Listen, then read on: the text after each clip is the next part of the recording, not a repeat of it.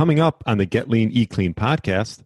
In the United Kingdom, sugar has been going down since 1961, up through the 90s, and it's been almost flat since the 90s. But obesity was 7% in 1980, 28% in 2019. So it went up fourfold. And diabetes increased from 2.5% in 1995 to 7.5% in 2018. It tripled, right? But what was going up? Vegetable oils. Hello, and welcome to the Get Lean, Eat Clean podcast. I'm Brian Grin, and I'm here to give you actionable tips to get your body back to what it once was 5, 10, even 15 years ago. Each week, I'll give you an in-depth interview with a health expert from around the world to cut through the fluff and get you long-term sustainable results. This week, I interviewed ophthalmologist, nutrition researcher, and author Dr. Chris Knobbe. He's also the founder and president of two nonprofits, Ancestral Health Foundation and Cure AMD Foundation. We discuss the rise of vegetable oils and its link to autoimmune disease and obesity, along with what has caused the rise of omega-6 linoleic acid, issues with eating chicken and pork, why sugar is not to blame for our health issues, and Dr. Knobbe's major rules to take charge of your health. Really enjoyed my interview with Dr. Knobbe. I know you will too. Thanks so much for listening and enjoy the show. All right, welcome to the Get Lean, Eat Clean podcast. My name is Brian Grin, and I have Dr. Chris Knobbe on. Welcome to the show. Thanks, Brian. I appreciate you having me on. It's a pleasure. Yeah, I've been listening to you do the podcast scene a bit here, enjoying your interviews, and I was like, I got to get you on. We'll talk all about your book, The Ancestral Diet Revolution. Okay. What sort of sparked you to write that book and get into, seed oils? I know you're an ophthalmologist by trade, right? Right. So, yeah, it's a long story, but I'll make it really, really brief, Brian. I really probably ended up in nutrition research out of my own suffering, which is mostly arthritis. And I began to research that in 2011 when I made some dietary changes sort of towards a paleo diet, and that dramatically improved my arthritis. And I eventually came across Weston A. Price's research in 2013 and read his book, Nutrition and Physical Degeneration, which was absolutely life-changing for me, probably changed the entire course of my life, really. And then that year, I hypothesized that processed foods might be driving age-related macular degeneration, AMD, the leading cause of irreversible vision loss and blindness in people over the age of 50 worldwide.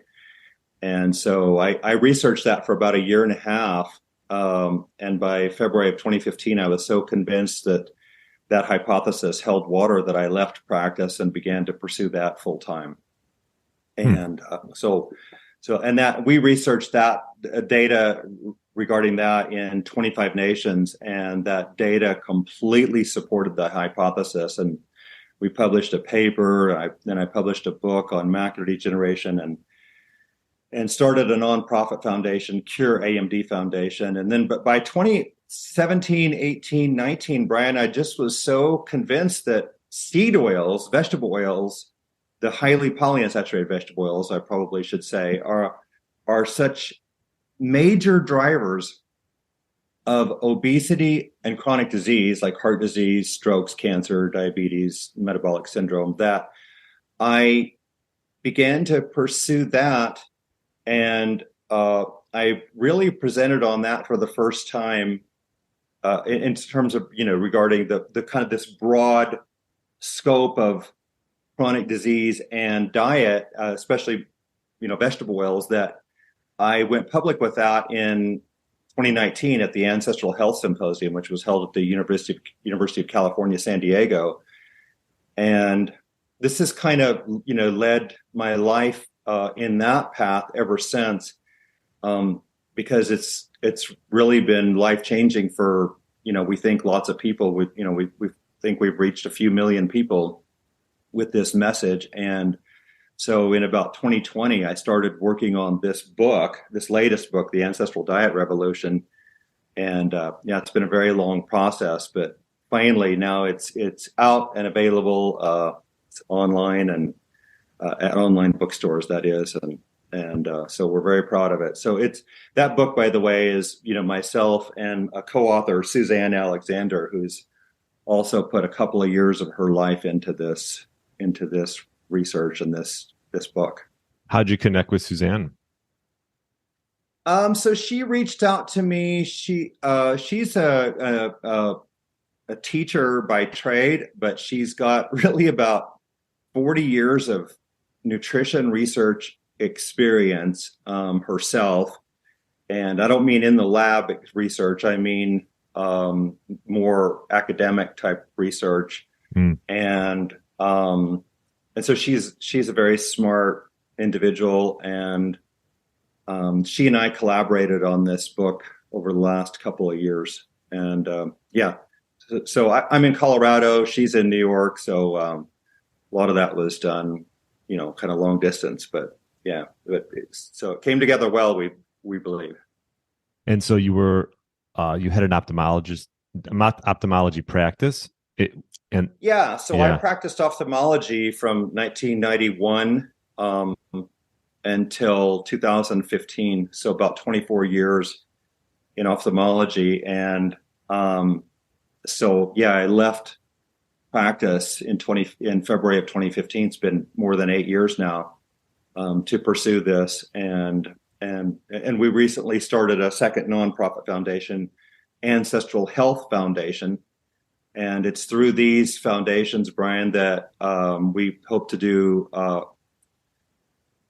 anthropologic studies on ancestrally living populations around the world. I'm kind of getting where we should be talking about at the end, maybe, but that's our ultimate goal, is to do research that will and publish papers. So because that's what I believe will change allopathic medicine forever. Because allopathic medicine, as you probably know, let's just go back to this. They just don't recognize that diet has hardly anything to do with obesity and chronic disease for the most part, except that they do admit that it's processed foods causing a lot of the problem. But for the most part, the allopathic conventional medicine does not recognize that it is diet driving obesity and chronic disease, and that and there's a complete ignorance about this. I wasn't taught anything about nutrition in medical school.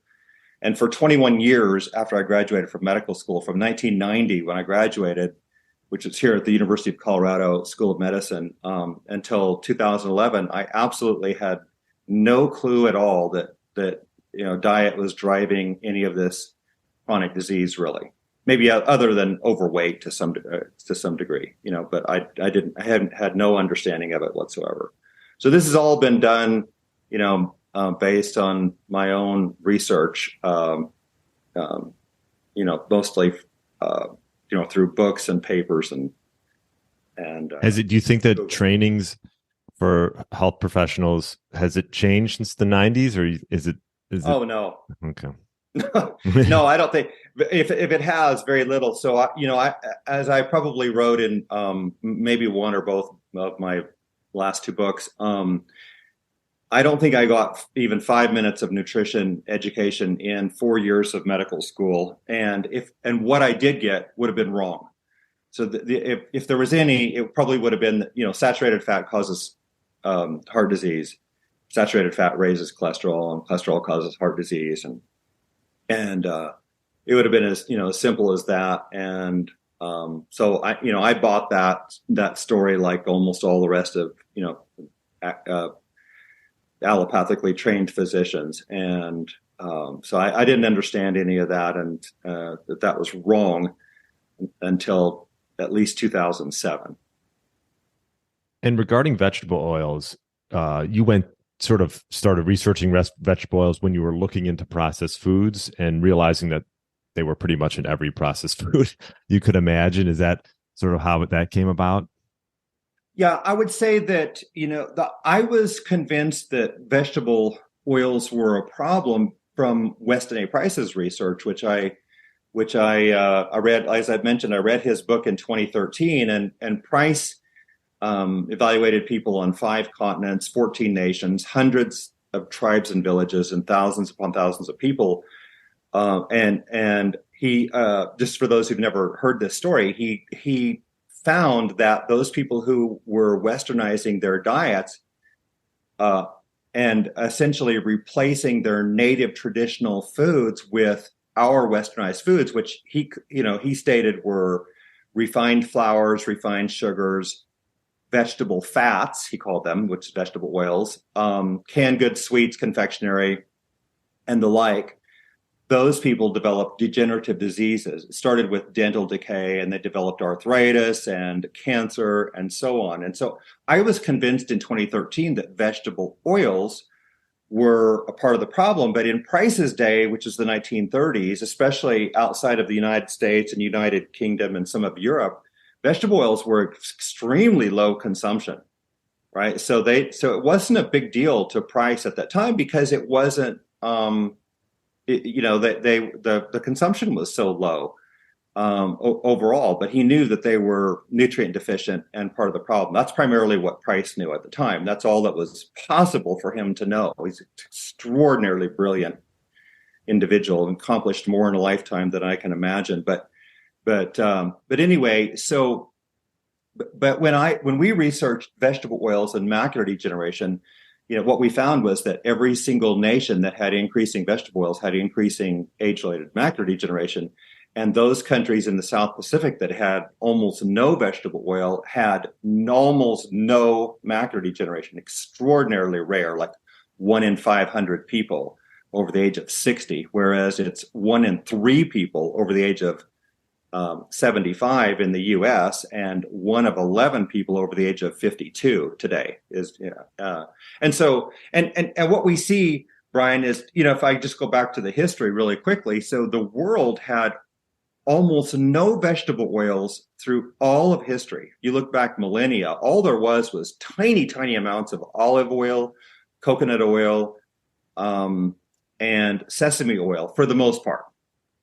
Trivial amounts of a couple others, but for the most part, through most of history, that's what it was. And so those are actually some of the healthier oils. And the first vegetable oil, cottonseed oil, was introduced in the United States right after the ending of the American Civil War, so 1865. So we got cottonseed oil in the diet in about 1866, and because manufacturers had determined that they, what was once machine oil and lamp oil, and then fertilizer, and then cattle feed. They realized they could feed cattle and not kill them. So they tried to sell it to people, but people didn't want to buy cottonseed oil because they associated it with machine oil and lamp oil, rightfully so, which we still should. And so manufacturers couldn't really just sell cottonseed oil. They tried to, just containers of cottonseed oil. And for the most part, Americans weren't interested in that. I think sure they thought it was ridiculous. And so the manufacturers then began to adulterate various things. Well, they started with adulterating butter, essentially, which then they called margarine. And then they adulterated olive oil beginning in the 1870s. And by 1880, the French made complaint because they were getting what was supposed to be olive oil from the United States. And it was instead, they knew it was adulterated with cottonseed oil. They could tell just by the taste. And anyway, but we had very, very low consumption of these oils through 1909, about 1 to 2 grams per day from 1866 to 1908. And then in 1909, soybean oil entered. And all of a sudden in 1909, we're already at like 9 grams of total vegetable oil per day. And then what happened is then manufacturers, they knew this was a big money-making opportunity. So we got, so that, we had at that point cottonseed oil and soybean oil. Then we got corn, canola, eventually cottonseed, we had cottonseed, rapeseed, grapeseed, sunflower, safflower, rice bran, sesame, and peanut oils. These all entered the food supply. And so let me just give you a couple more numbers. So by 1961, Americans were consuming an average of 19 and a half grams of vegetable oil per day. And by 2010, we're at 80 grams per day. All right. So let me just, throw this statistic out. So if you think about it, in 1865, we had absolutely zero vegetable oil consumption. If you would have used the term vegetable oil to any American in 1865, they would have looked at you puzzled because nobody had ever heard that term. And it still shouldn't be used because they don't come from vegetables. But anyway, so we were absolutely zero. In 1908, we would have been about 1 to 2 grams a day. And then again, by 2010, we're at 80 grams a day. 80 grams of oil is 720 calories. That's 32% of U.S. caloric intake. Almost a third of our calories are coming from vegetable oil today. Now, if that doesn't account for the losses, so at the worst, the lowest consumption is about 24%. So around a fourth to a third of our typical American diets are made up of vegetable oils, which didn't exist up through the American Civil War, essentially worldwide. And what we've seen with that is all these diseases like coronary heart disease, cancers, type 2 diabetes, metabolic syndrome, Alzheimer's disease, dementia, age-related macular degeneration, all the autoimmune diseases, they've all exploded in prevalence, in incidence and prevalence since that time. So very quickly. So, for example, coronary heart disease was just virtually unknown in the 19th century. Between 1800 and 1900, there's 8 papers on coronary heart disease for the entire century worldwide, and 2 of those on thrombotic coronary heart disease, which is the equivalent of myocardial infarction heart attack. Right? That's how rare it was. Mm. In fact, the first known heart attack was not, documented in the United States was 1912. James Herrick, a physician, published a paper on a documented heart attack and with autopsy evidence, and it wasn't even taken seriously for about a decade because nobody was aware of heart disease, of coronary heart disease. All heart disease at that time, there was heart disease, but it was all valvular, which is infectious, that comes from syphilis, endocarditis, and I just went blank on the third one, but anyway, all infectious type disease. So coronary heart disease just exploded, and it's been a similar scenario with cancer. Yeah, I mean, I've read some of the articles, and I've gone through your book, and I mean, there's so much backing this; it's hard to argue with it. Yeah. What was the reason that seed oils or vegetable oils, which can probably be used interchangeably, what was the reason they were brought into the market? Was to preserve foods? How come they got involved in industrial manufacturing and processing? One reason: profit. Absolutely, one reason: it was profit. The goal of manufacturers was to make money, and with vegetable oils, it wasn't because they thought they were healthy, or I don't think they knew that they were dangerous at that time at all. But the goal was always profit, and so the goal was to outsell butter and lard and even beef tallow. And because throughout all of history, everywhere you look, people cooked with animal fats throughout all of history, except essentially where they had olive trees. And olive trees covered a very small segment of the geography of the entire world. For example, they were mostly in a few places in Europe and in California up through the mid-19th century. That's the only places that had them. And of course, that's where they primarily are today. But even throughout all of history, olive oil has had a very, very, very low consumption. And in fact, it's only, even today, olive oil only counts for 1 or 1.5% of the total global consumption of oils. All the rest are vegetable oils. And so this is what happened. The manufacturers, they succeeded in their goal. Their goal was to replace butter, lard, and beef tallow. And that's exactly what they did. So in the year 1900, when coronary heart disease was unknown, by almost every physician in the world, when Alzheimer's had never been diagnosed, when there had been a case of macular degeneration known in the United States, for example, when obesity was 1.1%, 1.2%, when type 2 diabetes was an extraordinary rarity, but animal fats accounted for 99% of the added fats in the diet, animal fats, lard, butter, and beef tallow. By 2005, 86% of the added fats in the diet came from vegetable oils. And with that, of course, we've had this explosion of all of this, of obesity and chronic disease. And that's what's still happening is we still have increasing vegetable oil consumption throughout almost the entire world. And it continues to replace and supplant the animal fats. And with that, again, all of these diseases continue to just explode. And the thing about it is, I mean, I know it's in pretty much every processed food, but you also can find it in health foods as well. Yes. I mean, you can go to Whole Foods, right? Go into, where they have the pre-made, buffet or whatever you want to call it. I mean, and they state the ingredients and you'd be hard pressed not to find an industrial seed oil in there. Yes, if you even go to to Whole Foods and as you mentioned, like for those Whole Food grocery stores that have ready prepared food that you can just prepare a plate of food, they do have all the ingredients listed for every single one of them, and almost every single one that I've seen has canola oil. And canola oil is about 20% omega-6 linoleic acid.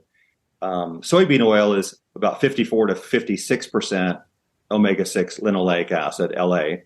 And safflower oil is about 78%. So that's kind of the gamut. All these vegetable oils, they have the omega-6 runs from about 20% to 78%. But if you contrast that to ancestrally raised animals, beef, chicken, and pork, all of those will have an omega-6 linoleic acid of about 2 to 2.5%. And this is all proven. And so this is what, we should be consuming in our diets, less than 2% omega-6 linoleic acid. And the reason I know this, Brian, is because I've examined multiple hunter-gatherer diets. And in other words, the populations on the planet that still have absolutely no processed foods and are, of course, are incredibly healthy, have no coronary heart disease, no diabetes, no obesity, almost no cancer. And what is their omega-6 consumption? It's all under 2%. Every single one of them, their total PUFA is usually which is omega-6 and omega-3 is usually under 2%. And I can give you some examples, but contrast that to where Western diets put us today, and the omega-6 linoleic acid consumption ranges from about 7 to 12%. Now, we modeled in our research, and this paper has been submitted for publication, it's pending publication, but we modeled American diets in 1865 before there was any vegetable oils at all, and all ancestrally raised animals, which does make a significant difference. And the omega-6 consumption was around 1.1% of the diet. It was about 2.2 to 2.6 grams of omega-6 LA per day. That increased to about 4.84 grams by 1909 when we had cottonseed oil and soybean oil, which is about 2.28%, I think, of the diet. By 1999, it was 19 grams of omega-6 LA per day, which is around 7% of the diet. And by 2008, we're at 29 grams of omega-6 LA per person per day, which is 11.8% of the diet. This is the recipe for disaster, because that omega-6 accumulates in our bodies, accumulates in our body fat, in our cells, and in our cell membranes. And this sets up a pro-oxidative, pro-inflammatory, toxic and nutrient deficient environment, biological milieu. And again, this is the recipe for disaster. And everywhere you look, as the vegetable oils go up, you see the omega-6 LA in the body fat go up. And with that, an explosion of obesity and diabetes and metabolic syndrome and cancer. Now, it's wet. Does it make a difference whether it's heated or not? Because absolutely. Okay, yeah, I think so. But so the heated is the worst, and everybody knows that fast food is dangerous. Everybody just inherently knows this, but they don't seem to know why, other than they think it's sugar for the most part. It's not sugar, because if you eat fast food every day and you don't drink Coca-Cola or Pepsi, whatever it is that those sugary drinks, this sugar sweetened beverages that they serve at these fast food places, you're still going to have the same problems. And the reason why is because they're all cooking in vegetable oil. They're cooking almost exclusively in canola oil and soybean oil. They're never cooking in lard, butter, or beef tallow, right? They once did. McDonald's used to cook in beef tallow until the Center for Science and Public Interest back in the 1980s said, you're killing people with that all the saturated fat, that animal fat, you're cooking those French fries in. And of course, so then they buckled and they started cooking in, I think they cook in canola oil primarily, but I'm not dead sure about that. But they cook in vegetable oil. Yeah, and I was reading on there's a company called Zero Acre. I'm sure you're familiar with them. They make an oil that's very low in LA that you can cook in high heat. And there were some stats they were showing, but how inefficient it is to make these oils. Like for 5 tablespoons of grapeseed oil, it requires 625 grapes. Mm-hmm.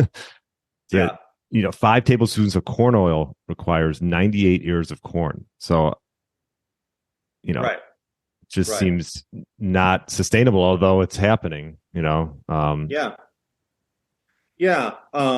It absolutely makes no sense at all that we should really ever be consuming vegetable oil. And I tell people, Brian, that if they think vegetable oils are healthy, they might ought to first just take a look at how they're manufactured. And there's a good video on YouTube. You might have seen it. I think it's called Canola Oil, How It's Made. You take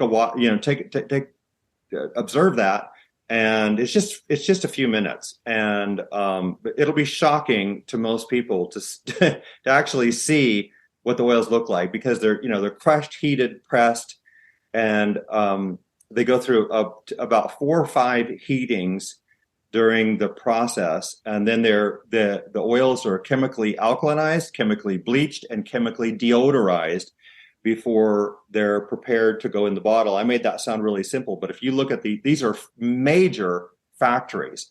If you look at these factories that produce the oils, they look a lot like a petroleum refinery, but these are vegetable oil refineries. And if you Google images of quote vegetable oil refineries end quote, you'll start seeing what they look like. And if you watch the process, you'll see what it takes to make them. And I think most people, if they watch that, they'll think, I cannot believe I'm eating this stuff, because it looks like it should be machine oil and lamp oil. And that's what it should be.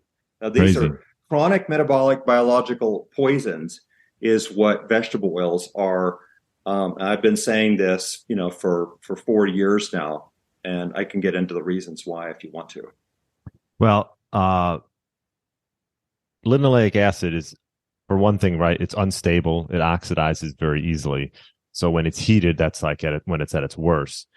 And you mentioned canola, peanut, rice bran, cottonseed. The thing is, you can't really taste, you can't tell that these are in your products. So you either got to read the label, or a lot of times, you go to restaurants and, most people don't ask what they're cooking their food in, but it's 99% of the time it's these oils. So it's almost like a silent killer. Yeah, absolutely is a silent killer. And that's, the fact is vegetable oils, as I mentioned, are chronic metabolic poisons. They're not acute poisons for the most part. They, but I would submit to you that if in 1865 we had no oils, and in 1866 we had 80 grams a day, like we do today, there would have been shocking evidence, literally almost, within weeks or months, or within the first couple of years, they would have seen just an extraordinary explosion of overweight and chronic disease, and it would have been well known. But because this, the consumption ramped up so slowly, like I mentioned, 0 grams in 1865, 9 grams in 1909, 19.5 grams in 1961, 80 grams in 2010. This allowed all of this chronic disease to just insidiously increase, right? And so therefore, then this was the perfect way to introduce a poison into the food supply. Slow, and then tell people it's healthy. And that's exactly what they did. They've been telling people it's healthy. In fact, they coined the term, as best I can tell, vegetable oils in the early 20th century. And the reason they did sounds healthy, because it does. Right. And not one of these oils comes from a vegetable. There isn't Right. such a thing. They come from, the ones that are really dangerous that we talked about. They come from seeds mostly, and beans, right? So most of them are seeds, and then soybeans, right? And Crisco, were they the first in the early 90s to sell this for human consumption, right? So Crisco represents the very first partially hydrogenated fat, which gives us artificially produced or industrially produced trans fats, which are completely different than the natural trans fats of animal fat. But yeah, so Crisco was introduced in 1911 by Procter & Gamble. Procter & Gamble were soap and candle makers, and their candle making business was drying up because of electricity at the time, and so they literally looked at their candles and they said, this kind of looks like lard, and they partnered with a German scientist, E.C. Kaiser, if I remember right, and in 1907, and that's how they first manufactured Crisco, which is they took cottonseed oil and bubbled hydrogen gas through it while boiling it in the presence of a nickel catalyst, and this is how you produce this partially hydrogenated oil, which again they just made something that looked kind of like lard. And that was their goal, with that product, was to outsell lard. And whereas margarine was, produced more, I think they first began to produce in the 1870s. And that was, again, to replace butter. And what they were doing is they were taking cottonseed oil and mixing it with butter and selling it as margarine. Now, in your book, you have a lot of studies. You cite a lot of studies. Was there one that sort of sticks out? Because obviously studies have their different variables and their pros and cons. But was there one that sort of stuck out to you? Well, I think the animal studies are where they put animals on various omega-6 containing diets. Those are particularly striking. So I could mention a couple of those, or at least one of those, if you want me to. And I was just looking at a post, looks like in 2021. What was the most recent one done? This one looks like it was done on acute anterior uveitis, a severe eye inflammation. Was this something that, have you seen this one? I could. You mean that is related to seed oils? Yeah. I'm not aware of that. Okay, But uveitis is an autoimmune disorder, and all of the autoimmune disorders have exploded again since the 19th century, and we've seen an extraordinary increase. I can give you those numbers in autoimmune disorders. So everything from like lupus, multiple sclerosis, Crohn's disease, ulcerative colitis. There's over 100 of these autoimmune disorders today. But they were rare in the 19th century. And just since, between 1985 and 2015, we've seen just the data proves that the autoimmune disorders have increased on an average of, in terms of incidence, 100% every 5 to 6 years between 1985 and 2015. 100% increase every 5 to 6 years.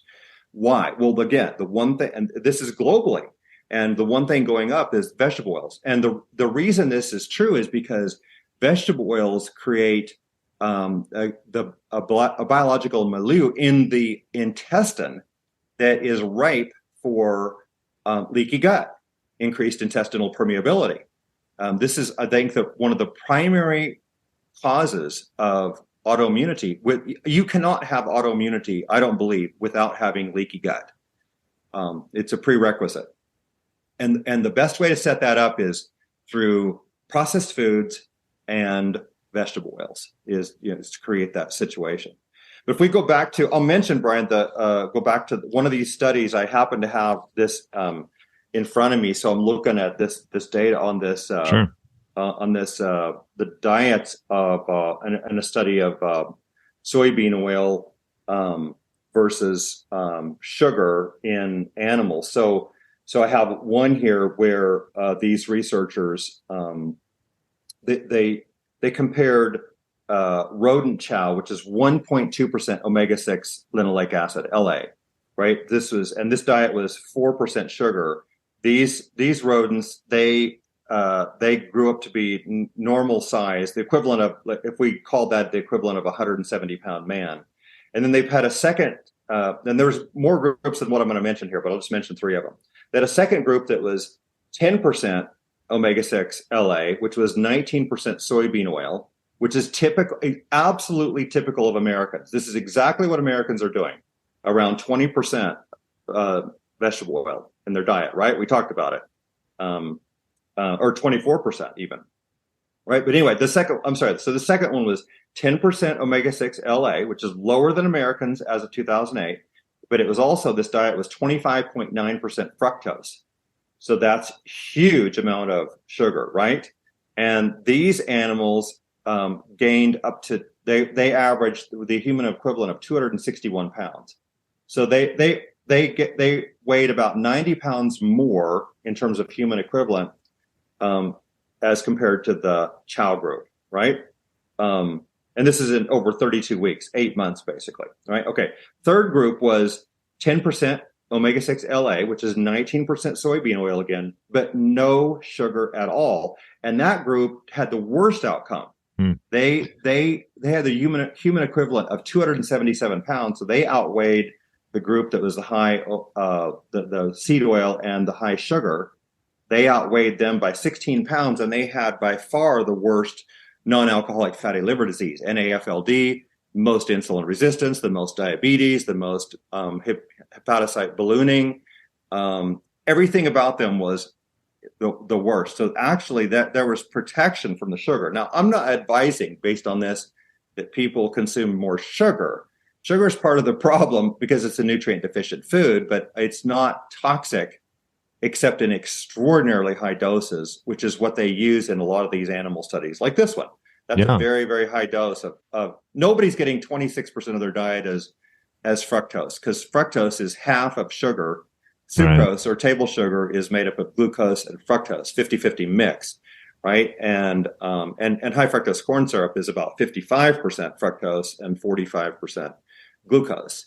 But nobody's consuming 26% of their diet as fructose naturally. That would be the equivalent of 52% of your diet as sugar. It doesn't happen anywhere. Americans consume more sugar per capita than any nation in the world, and our consumption is around 21% of our diet as of 2010.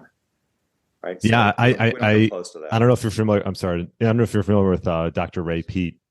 Yeah. So I've had some of his sort of disciples on the show, and Georgie Dinkoff has come on. He's actually coming back on.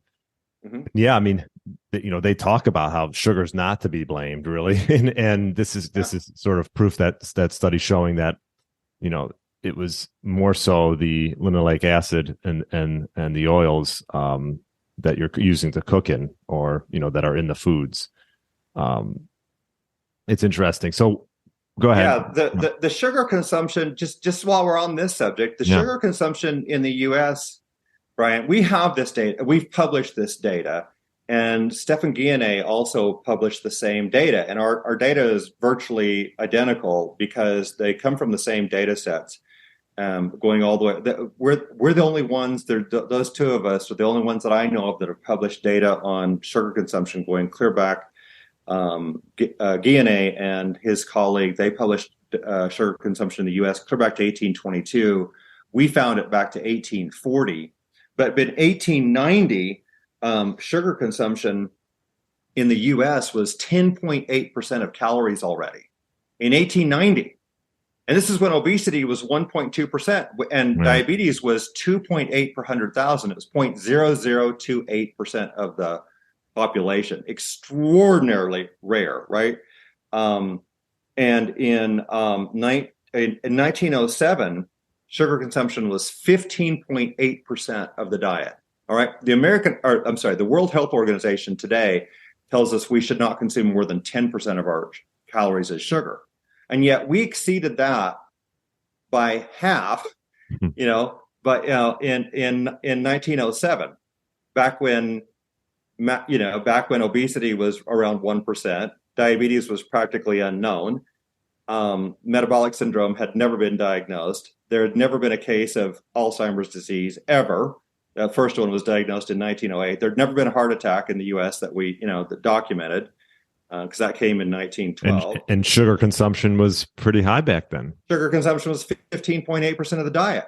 And, by 1935, sugar consumption was 440 calories per day, 22% of caloric consumption.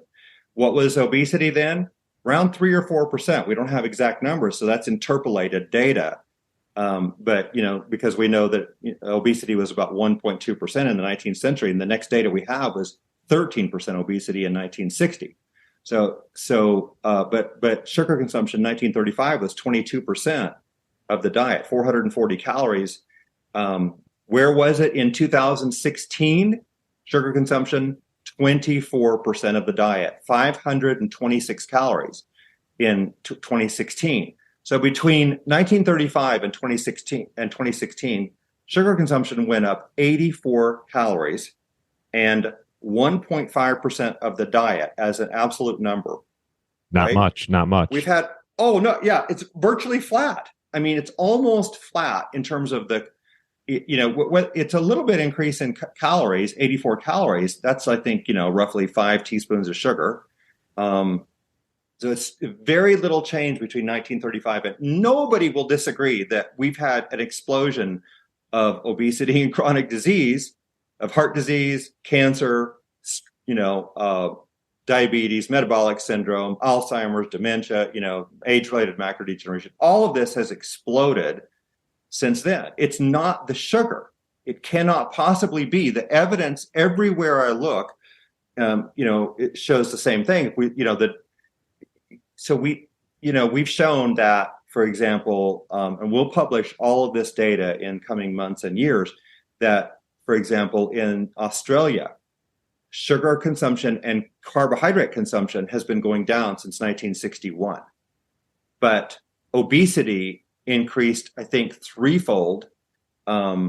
Diabetes, an explosion. I'm trying to remember what the number. I can't remember exactly what that number was. I might have it here.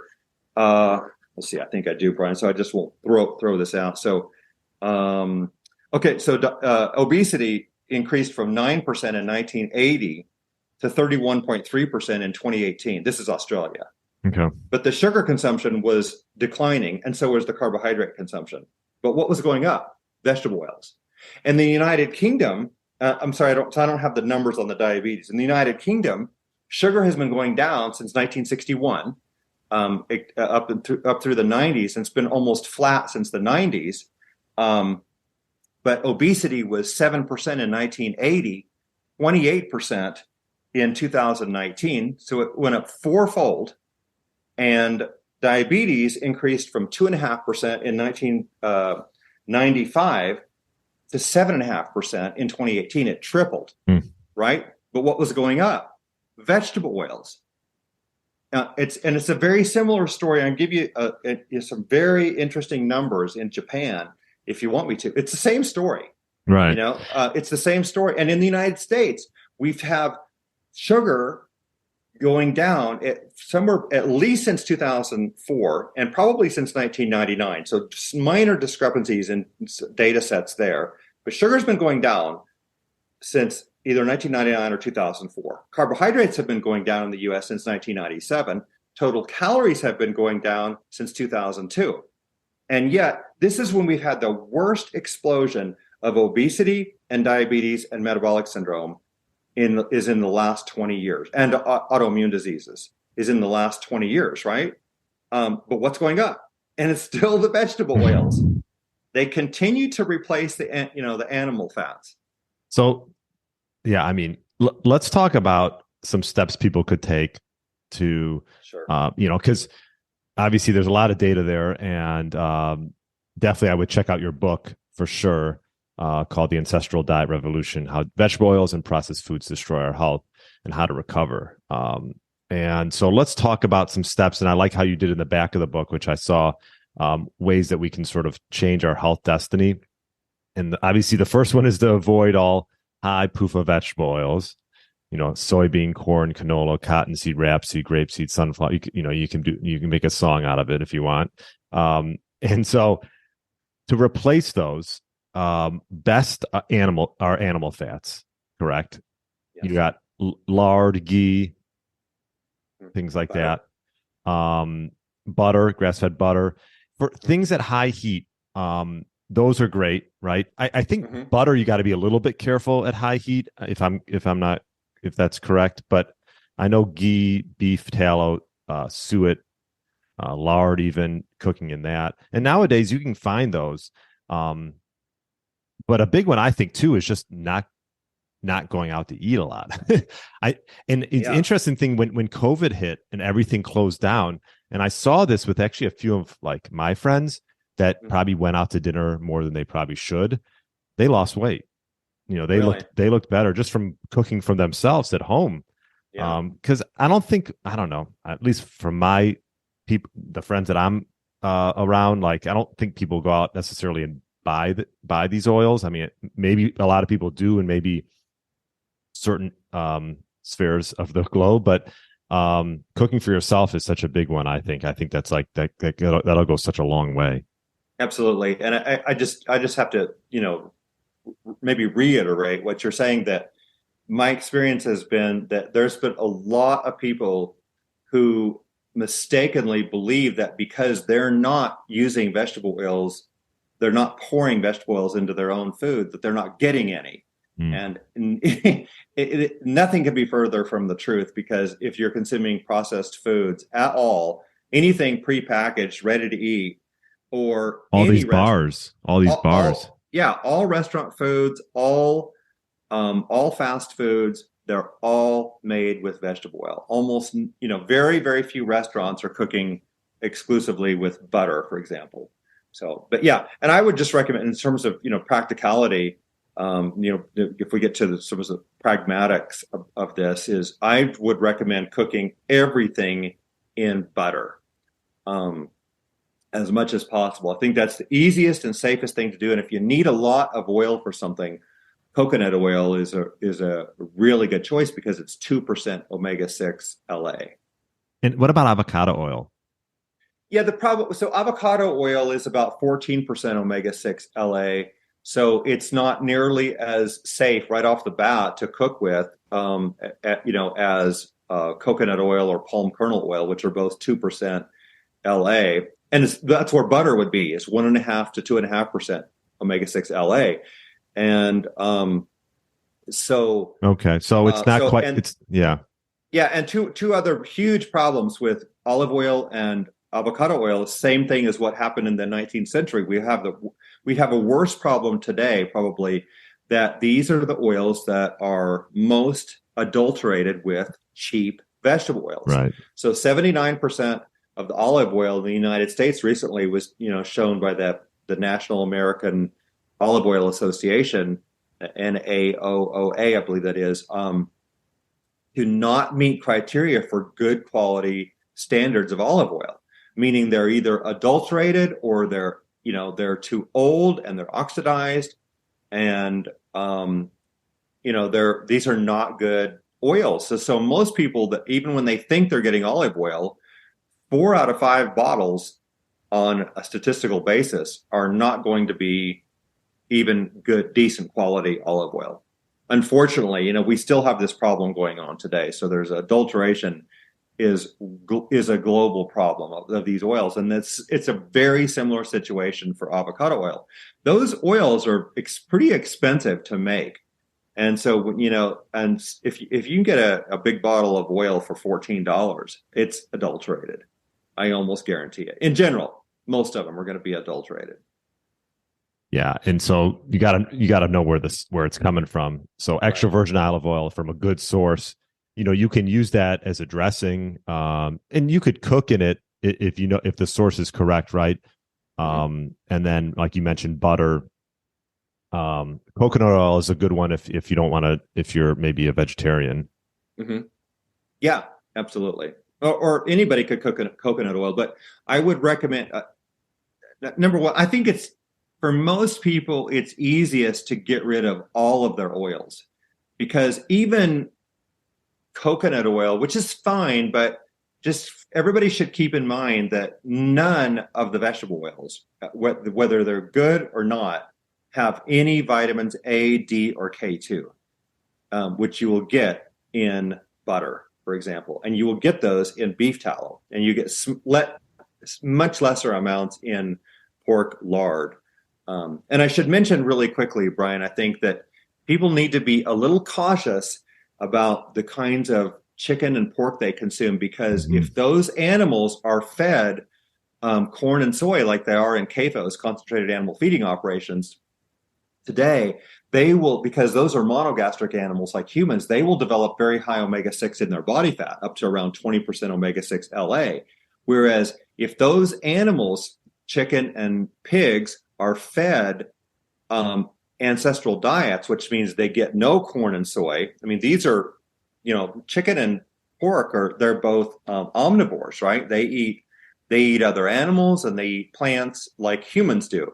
And but anyway, they can develop very high levels of omega-6 LA in their body fat. So if you're consuming those animals, those meats off the shelf in grocery stores, you're almost always getting a CAFO raised and corn and soy fed animals. So you have to find those. Whereas with beef or any ruminants, any ungulates, the ruminants that are polygastric, one of their stomachs is essentially a biohydrogenation chamber, and they can convert high omega-6 into monounsaturated fat. So in other words, they can take omega-6 LA and convert it into monounsaturated fat and saturated fat, and then they will store that in their body fat, and they will have very low LA. So even a corn and soy fed cow will have omega-6 LA that's around 2.5 to maybe 3.5% of the body fat, whereas a 100% grass-fed cow will have closer to 2% omega-6 LA. So very little difference. You again compare that. So even in a CAFO raised, cow, beef, right, you may only be getting 2.5 to 3.5% omega-6 LA. Contrast that to 56% LA in soybean oil, which is the most commonly used high PUFA oil in the world today. It's the second most commonly consumed oil. The number one oil in the worldwide is palm oil, which doesn't get very good, has very relatively pretty low consumption in the U.S. Because nobody uses it for anything other than for some processed foods. But it's it has pretty big consumption in Asia, for example. Yeah, your point on the cows versus chicken and pork. Actually, when this comes out, I'll have an interview already out with some ranchers and dairy farmers, and they talked about that in particular. The interesting thing is cows are most of the cows, even if it's conventionally raised, like just the health status of that, just is so far beyond the conventionally raised chicken and pork. So I guess from that standpoint, if you are going out to eat,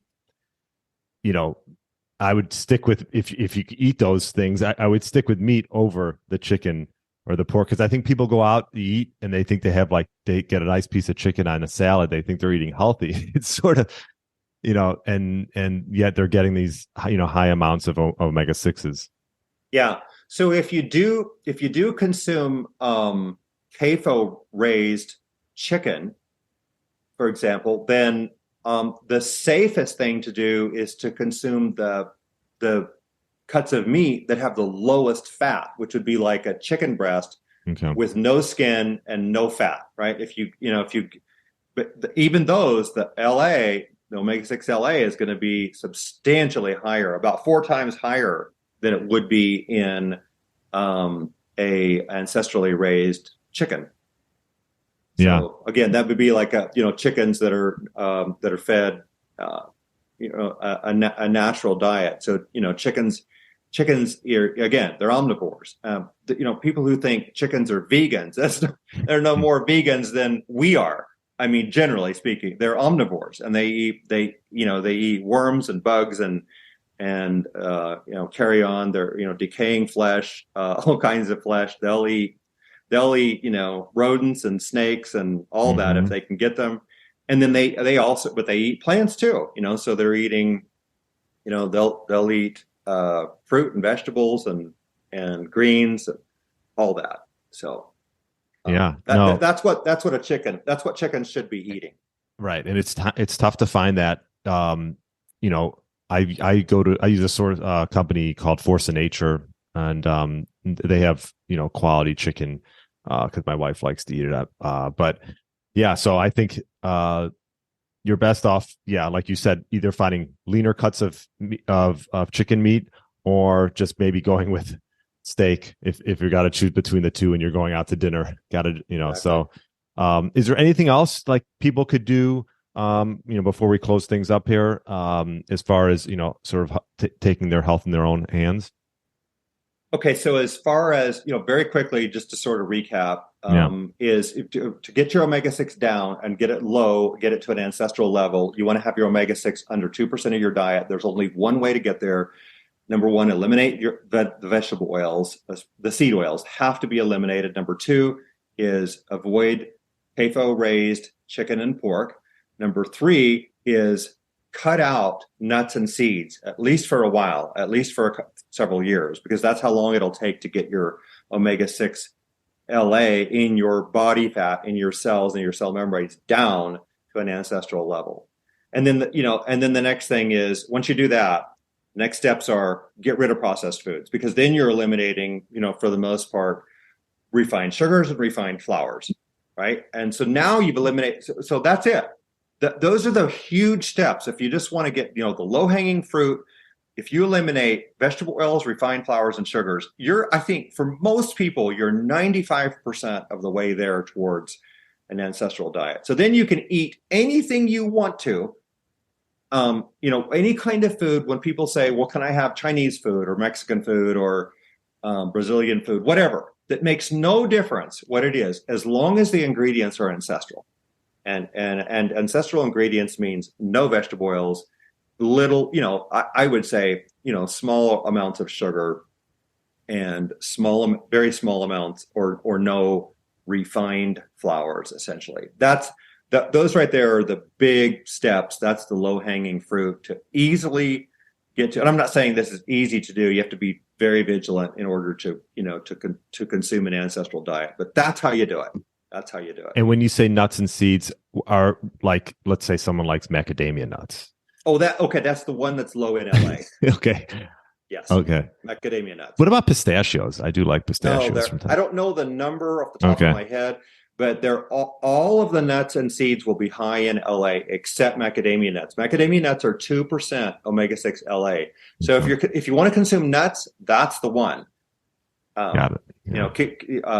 There could be other issues for people with those, and I would not recommend nuts be a staple for anyone, because they're not really. They should never be considered staples of the diet, because they couldn't be, for any population ever in history. Nobody had huge amounts of nuts to eat. I mean, there's been a couple of populations, the Kung San, for example, that consume a fair amount of mongongo nuts, but it's because they're starving, and they literally just can't get enough, they can't kill enough animals to survive. So they're eating mongongo nuts. And these people are not, it's one of the few hunter-gatherer populations that is not doing, they're not doing very well.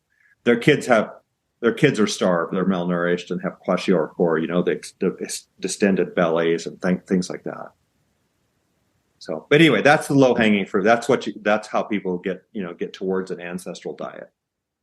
All right, Chris. Well, thank you so much for coming on. Best place for people to find you? Yes, Brian. Well, thanks for having me on. And so we have, as I mentioned, two foundations, Cure AMD Foundation and Ancestral Health Foundation. The latter, our website, will be coming along here shortly. That will be at ancestralhealthfoundation.org. Cure AMD Foundation is at cureamd.org.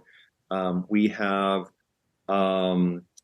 Facebook for both of those foundations. We have Twitter for both of those foundations, Instagram for both. I am on Twitter, but I'm not very active. I'm at Chris Knobbe, MD. I'm not very active at all. And I'll put. That's fine. I'm not a big Twitter guy, but I'll put links in the show notes for all that, and then as well as your book, The Ancestral Diet Revolution, which was recently, published in paperback and hardcover. I see. Right. And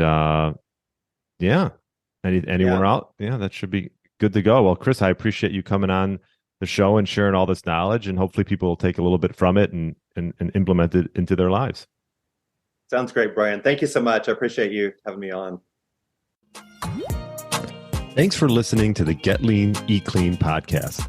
I understand there are millions of other podcasts out there, and you've chosen to listen to mine, and I appreciate that.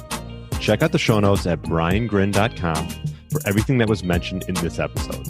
Feel free to subscribe to the podcast and share it with a friend or family member that's looking to get their body back to what it once was. Thanks again, and have a great day.